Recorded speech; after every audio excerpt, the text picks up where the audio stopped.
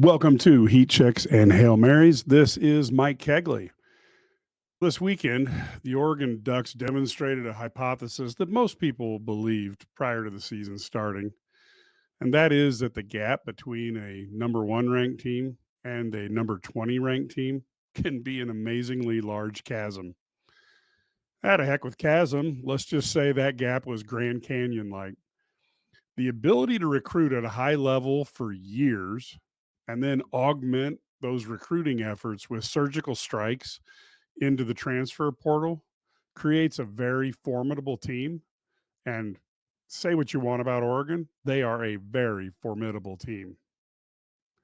The Illini found that out, but there's some other things that happened on Saturday that might be a huge benefit for the Fighting Illini. Hail Mary number one. Could Oregon be an Illini turning point? Well, depending on what source you believe, the Oregon Ducks have an annual NIL investment of between 10 and 23 million dollars. Now, this is obviously quite a spread, but under today's rules, there's little or no transparency. It's hard to know exactly what any team is actually investing in their success in the form of NIL funding. But you can look at different quotes from different people and at least establish a range. The other way you can look at it is you can look at any team's roster to see how many 5-star and 4-star players have chosen to play there and how many key transfer portal players have decided to come fill gaps in the roster. These numbers can at least directionally help you estimate your NIL investments. The more highly ranked the player, the more money they would have cost in today's open market system. This is what makes coaches so uncomfortable. I can't say that I totally disagree with them. Of course, there'll be exceptions. Some players will come from families that don't really need the money, or they grow up as fans of a certain team. Even then, though, most players will expect some sort of compensation, and I can't fault them for that. And some may not want to give a discount because you're the local team or their favorite team. They want to get paid. Can't really fault them for that either. I see all the fans in the crowd. Now, to compare with Oregon, Illinois has a reported annual NIL investment from $3 to $5 million for their football team. In any world, 10 to $23 million is way greater than $3 to $5 million. With greater funds come more resources. Let's call them what they are, players. And more importantly, the flexibility to overcome bad player assessments because you go into the transfer portal and you pay to clean up your mistakes. The Illini were overmatched from a roster standpoint. To pull off an upset, they really needed their difference makers to have amazing games. Now, maybe that's an unfair and unrealistic expectation to put on the best players of the Fighting Illini, but that is what needed to happen. You needed a Juice Williams type performance from Luke Altmaier. This didn't happen. The Illini lost to a better team. This is a team that has had a higher level of support for decades, and it's used that support to raise the stature of their football program. Could Oregon be the inspiration for future Illini success? There was something very positive that occurred at Oregon on Saturday for the Illinois football program. A large group of boosters traveled to Oregon to see the game. Now, some would automatically assume that witnessing the 38-9 execution was a huge negative. I submit that it's not. I submit that this viewing of this game was a huge positive and it needed to happen. Now, one note, I didn't say it was fun. I said it was needed and it was important. These committed Illini boosters saw how far the Illini program has traveled in the last 4 years. Brett Bielema took over a steaming pile of doo-doo. No longer is Illini football a joke across the country. We now hear on talk shows that Illinois has a capable and competent coach.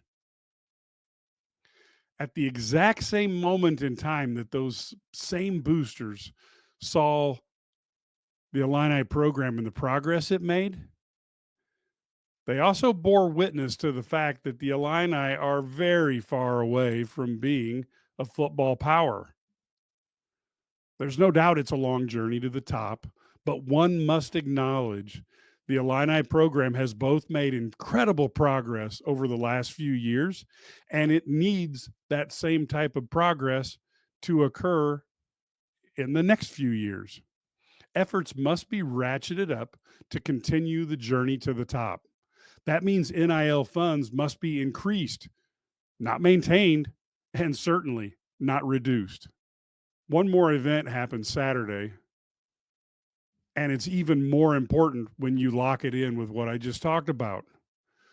The boosters got another opportunity to see how much fun the Oregon fan base has on a Saturday afternoon. This type of investment, these type of checks, they don't pay off on a spreadsheet, at least if your name's not Phil Knight. And let's not get into how Nike supports Oregon and how all these other teams working with Nike help support Oregon. That's a fight for a different day. But the money invested pays off in the form of enjoyment generated by experiencing your team kick butt on the gridiron. When you watch your team handily squash a top 20 team on a Saturday afternoon, the checks that are written, the funds that are donated pay off in the anticipation felt on the journey to the college football playoff. It pays off in the form of the pride of seeing your team that you had a part of, that you were instrumental in leading the country in the race to the national championship. Illini boosters got a vision of what could be. Now, can they add to their numbers? And that means number of people donating and to the number of dollars donated in order to make that vision a reality. Can that vision of a castle gleaming on a hill be turned into an actual Camelot in Champaign-Urbana? That's the challenge. It was great for Illini boosters to see what is possible up close and personal. And it's really important because this isn't Ohio State, who's been good for 100 years. When I grew up, Oregon sucked. They were horrible. And over the last 30 years, they were on the outside looking in on the success of college football. The Oregon Ducks put together a plan and built a program to be one of the best in the country, and they've achieved it. The Illini boosters should take heart in what Oregon has accomplished and realize that it could happen for Illinois as well. So even if the Illini lost that game on Saturday, they may have gained much, much more than just an L against the Ducks. This is the Run My Own Business dream. This is the college is paid for dream. This is the retire early dream. This is Busey, where your dreams and possibilities become moments through trusted guidance and expertise, through lifelong relationships. Because we're here to help you achieve the life you've always envisioned. Let's move into heat check number 2, Illini basketball thoughts. The Illini men's basketball team went to Ole Miss, and they ran into an old team, OLD. I got to steal that from Brad Sturdy. And that old team's got a coach that forces his team to play defense with an intensity unmatched in college basketball. Certainly unexceeded. This was the perfect recipe for a young Illini team needing to understand how tough a Big Ten road game can be. Well, they learned it, and they learned it long before they play a Big Ten road game. The Illinois team is young with a ton of talent, and they demonstrated too much one-on-one play, too many unforced turnovers, They allowed a much higher shooting percentage for Ole Miss than what Coach Underwood would want to see, and they missed too many free throws. The good news is that all these mistakes are correctable. The bonus is after that rough first half, if there were any Illini players who weren't willing listeners when the coaching staff speaks, well, they're willing listeners now because that was a rough first half where an older group of players bullied a younger group of players that probably has more talent, but they weren't strong enough, they weren't consistent enough, and they didn't do the little things that were necessary to win a game. Now, there were plenty of positives. There's a few things that I noticed that I think should be brought out so you don't get into the gloom and doom. Tomislav Ivicic looked very good, getting 23 minutes, 12 points, and 6 rebounds. He's a big guy. He can go out away from the basket. He forces a lot of things on another team. He was definitely going to be an asset to the Illini. Morez Johnson also looked confident. Now, I've been one of his biggest supporters back since his sophomore year of high school. He played 13 minutes, had 7 points, and tied for the lead of rebounds with 6. He proved he belongs, and he will get better and better as the season goes on. Dre Gibbs-Lahorn was able to score with a team leading 15 points in 22 minutes. Many people have written him off. I think that is a foolish thing. He has the athletic ability to make a difference, and he has the ability to create his own shot. In college basketball and in the NBA, that's a very valuable thing. Trey White had 9 points in 18 minutes, along with 6 boards. Again, Illinois was rebounding, and I don't know that there was the concerted intensity that we have seen with the Illini in the past that we know they will develop. That sense of urgency that Brad Underwood is so good at honing in a team, it'll be developed and polished and sharpened over the year. Kasparis Jakusionis had 12 points on a cold shooting day. He also had 6 boards. He had to adjust to the defensive pressure of Ole Miss. You're going to run into more athletes in college ball than you might run into over in the European leagues, especially with many of the American players being older players or players who might be coming off of injuries and can no longer play at the NBA level. He's going to run into some athletes. He has to learn to adjust to it. What perfect way to do that than to go up against Ole Miss? He had more turnovers than what one would hope. He made some incredible passes. He also tried some that he probably shouldn't have.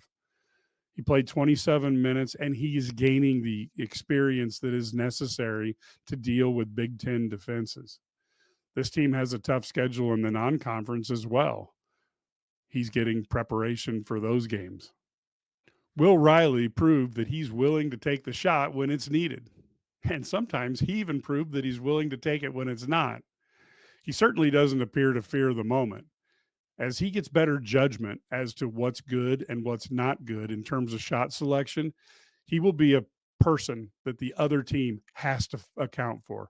Because if you don't, he will take the big shot. He will go to the basket. There's too much talent there for other teams to ignore. Certainly, Illini fans would have been happy with an easy victory. I'm not so certain the staff didn't see this game as a valuable learning experience, and I'm not so certain that they wanted to throw these young guys in against the intensity that Ole Miss brings defensively. The Illini now have an opportunity to attack areas of development that were highlighted in this game. Everything we saw today was correctable. Now they just need to do the everyday grind to get those deficits and turn them into positives. All in all, I thought it was a good day for the Illini, and they've got plenty to work on. Now let's move to Hail Mary number 3. That's the Big Ten team tiers in football. I think the picture is starting to come into focus a little bit. The beauty of this is we are seeing these teams play each other week after week now in this expanded, realigned Big Ten. And it is amazing how each and every week these games are really intriguing. And sometimes I find myself frustrated by the fact that got 2 or 3 good games on at the same time. Let's go to tier 1, Oregon and Ohio State. Now you notice I've dropped Penn State down. Penn State didn't do anything wrong. I have Oregon number 1. They trounced Illinois. There's no doubt there.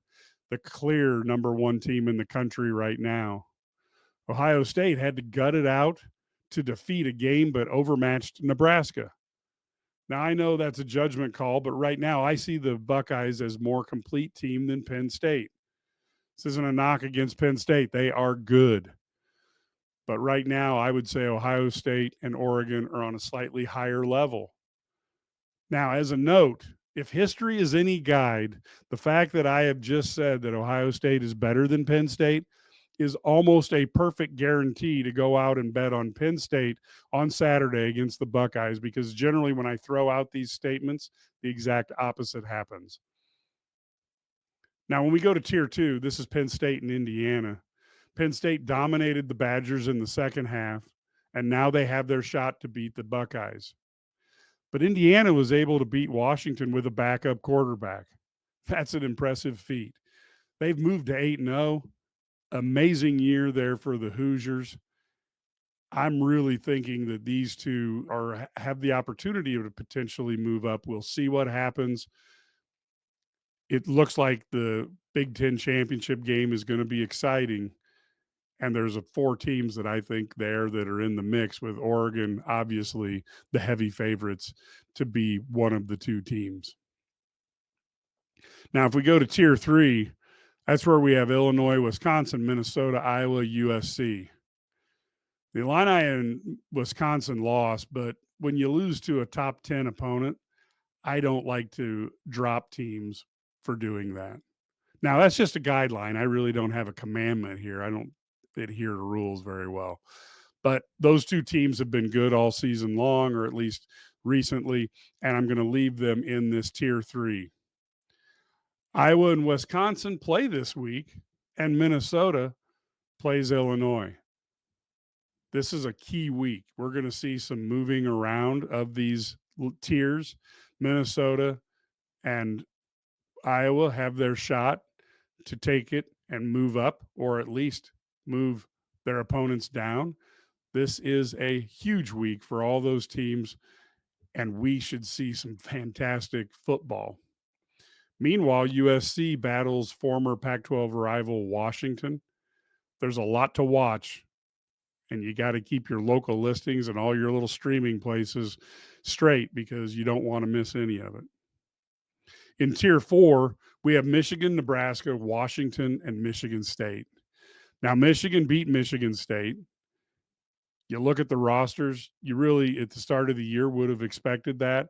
I did not know if Michigan's quarterback deficit would be so bad that it would allow Michigan State to pull the upset. But now Michigan gets to host Oregon. That is not a fun assignment for anybody, but it's really make or break time for the Wolverine season.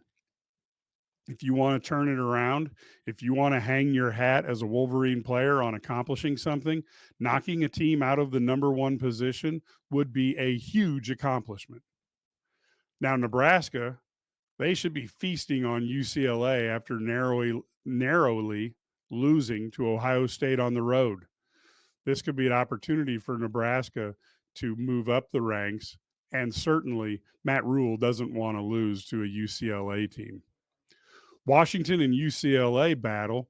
We just talked about that. That should be a matchup. And Michigan State, they get a face-off against Indiana. That won't be any fun. It's a tough 1-2 punch for that Michigan State team. But it's one of those matchups that will be a great one to watch in this realigned Big Ten. Now, tier 5 is Rutgers and Maryland. Both teams lost. Both teams didn't look particularly good. Rutgers lost on the road at USC. Maryland was on the road at Minnesota. Both teams are off this week.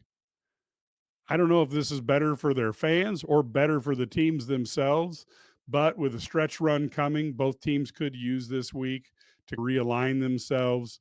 You have an opportunity to salvage the season, but you have to win going down the stretch.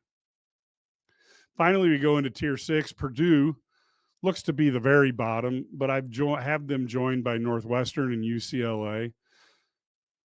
Northwestern was crushed by Iowa, who came into the game struggling. UCLA was off, and I'm not a big believer in them. So we will see how these teams do this week. The Big Ten still has 3 of the top 5 teams in the country. With the matchups happening this week, we're going to see some changes in my tiers, and we'll see some changes in the national rankings. This is yet another great week of football, and despite the craziness of the schedule, despite the craziness of traveling across the country, as fans, we are being given some fantastic games each and every week to watch. So enjoy them while football season is here. We will talk to you next week. Until then, keep moving forward.